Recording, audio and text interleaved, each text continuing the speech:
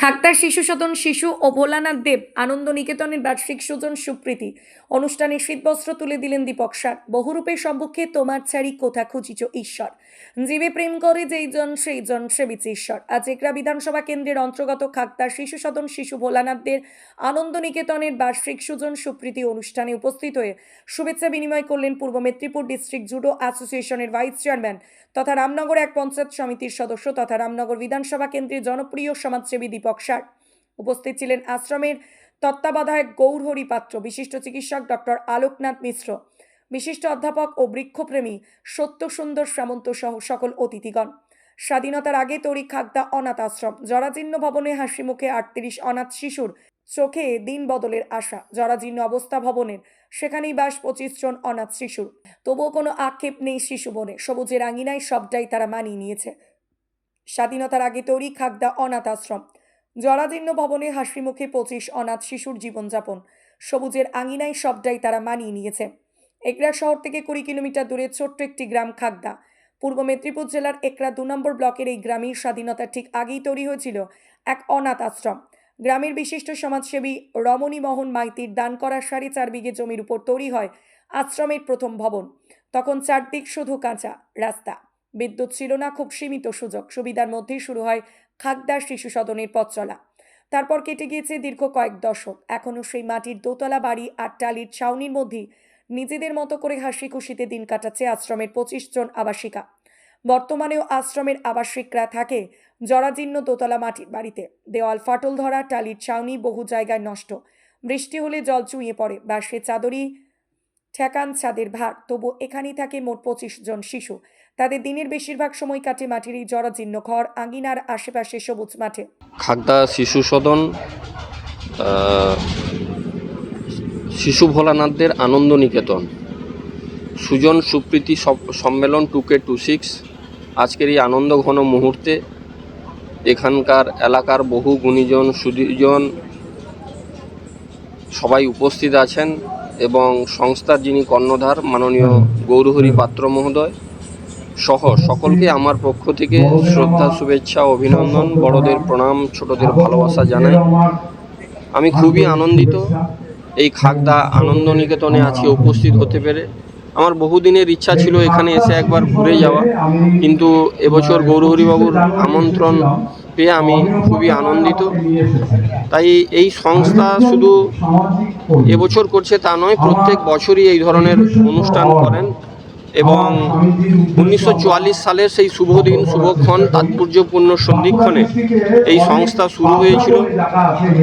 এখানকার যে ছেলেরা আবাসিক তারা এখানে পড়াশোনা করে এবং এখান থেকে বহু ছাত্রছাত্রী, কৃতি ছাত্রছাত্রী, তারা শুধু রাজ্যে নয়, দেশে নয়, দেশের বাইরে পৃথিবীর বিভিন্ন দেশেও তারা কর্মরত।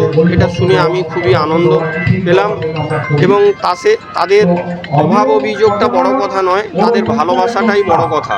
তাই আমরা প্রত্যেককে যদি তাদের পাশে দাঁড়িয়ে তাদের পাশে সময় কাটাতে পারি তাহলে তারা অনেকটা আনন্দিত হবে এবং তাদের মুখে হাসি ফোটানোই আমাদের মানবিক কর্তব্য। তাই কবি সুকান্তের কথাই বলতে হয়, চলে যাব আজ যতক্ষণ দেহে আছে প্রাণ, প্রাণপণে সরাবো পৃথিবীর জঞ্জাল, এ বিশ্বকে এ শিশুর বাসযোগ্য করে যাব আমি নবজাতকের কাছে, এই আমার দৃঢ় অঙ্গীকার। এই অঙ্গীকার আমার আপনার সকলের, যেখানে থাকবে না কোনো ধর্মের লড়াই, যেখানে থাকবে না কোনো বর্ণের লড়াই, যেখানে থাকবে না কোনো জাতপাতের লড়াই। আসুন আমরা সবাই মিলে যাতে এই খাগদা শিশু সদনের আবাসিকদের এবং শিশু ভোলানাথদের আরও বেশি করে পাশে সময় কাটাতে পারি, হাসি ফোটাতে পারি, ভালোবাসতে পারি, তাহলে দেখবেন যে আমাদের এই দেশ সমাজ জাতি আরও এগিয়ে যাবে। আজকের এই তরুণ সম্প্রদায়, ছাত্র সম্প্রদায় এবং যুব সম্প্রদায়কে আমাদের সকলেরই নৈতিক দায়িত্ব তাদেরকে আরও এগিয়ে নিয়ে যাওয়া। পড়াশোনা হয় পাশের খাগদা পল্লীশ্রী হাই স্কুল এবং খাগদা নিম্ন বুনিয়াদী বিদ্যালয়। আধুনিক কোনো পরিষেবা নেই, বহু বছর ধরে সংস্কার না হয় পরিকাঠামোর ভগ্নদশায় পৌঁছেছে।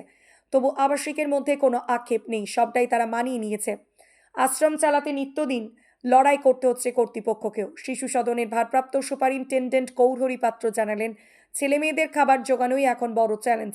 নিজেদের বাগানে আনাজ চাষ করি, পুকুরে মাছ চাষও করি, কিন্তু তাতেও সবটা সামলানো যায় না। বাইরে থেকে সাহায্য কমে গিয়েছে, সরকারি অনুদান খুব সীমিত। হ্যাঁ, কর্মসূচি নিয়েছি।